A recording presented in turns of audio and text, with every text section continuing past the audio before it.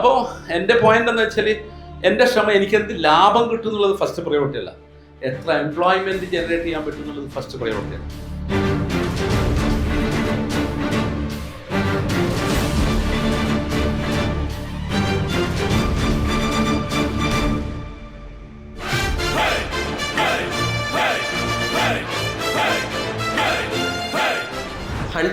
എനിക്ക് തോന്നുന്നുണ്ട് ലൈക്ക് ആ ഒരു സ്പീക്കപ്പ് സെഷൻസ് ഉള്ളതിനെ കൊണ്ടാണ് എനിക്ക് ആ ഒരു കമ്മ്യൂണിക്കേഷൻ അവാർഡ് കിട്ടിയത് എന്ന് എനിക്കൊരു നല്ലോണം ഫീൽ ചെയ്യുന്നുണ്ട്.